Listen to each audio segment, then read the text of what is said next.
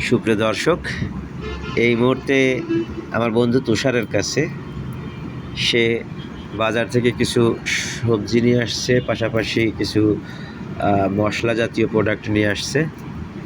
আমরা আজকে তুষারের কাছ থেকে জানতে চাইবো সে কত দিয়ে কী ধরনের কী সবজি সে কিনলো বা কী কিনে নিয়ে আসলো বাজার থেকে।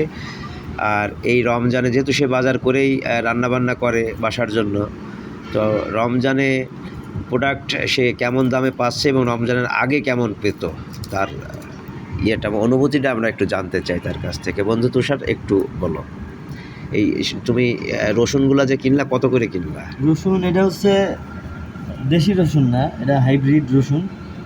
এটা 240 টাকা কেজি।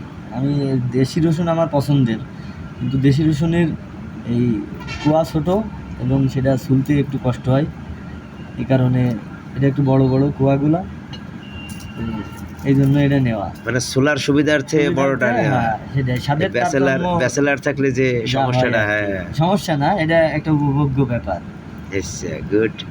তাতে কি এই যে আলু কিনলে, পেঁয়াজ কিনলা, রসুন কিনলা, তাতে এর রমজানের আগের যে দাম ছিল আর এই রমজান আসার পরে যে দামের যে বাজারে যে পার্থক্য তৈরি হয়েছে, এতে তোমার কাছে কি মনে হচ্ছে? আসলে এটা একটা পার্থক্য তৈরি হয়েছে। অনেক পণ্যেরই দাম মোটামুটি 2, 4, 5 টাকা 10 টাকা পর্যন্ত কেজিতে অনেক কিছুরই দাম বেড়ে গেছে।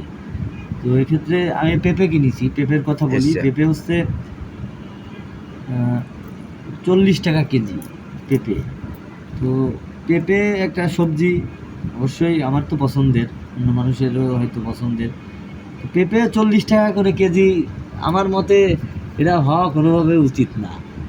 হ্যাঁ, পেঁপে আরো কম হওয়া উচিত ছিল।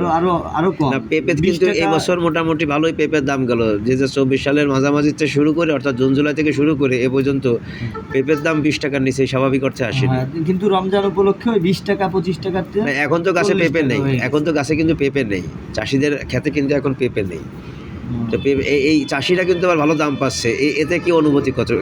চাষিরা যদি এই দামটা যদি ভোক্তার কাছ থেকে চাষি পর্যন্ত পৌঁছায়, সেটা তো অবশ্যই ভালো ব্যাপার। কারণ চাষিরাও কিন্তু খুশি পেঁপেতে এবারে। শ্রমটা যেহেতু তাদের, শ্রমের মূল্য তাদের সবচেয়ে বড় অংশটা তাদের। না, সব থেকে বড় ব্যাপারটা হচ্ছে যে এবার রমজানে বিশেষ করে কৃষকরা কিন্তু এত বেশি খুশি হতে পারেনি। তার কারণ রমজানে দেখছি আমরা কাঁচা বাজারে যথেষ্ট কাঁচা সবজির দাম কম। যেমন টমেটো 10 টাকা পাইকারি বিক্রি হয়, সেটা 5 টাকা, 8 টাকা, 7 টাকা টমেটো।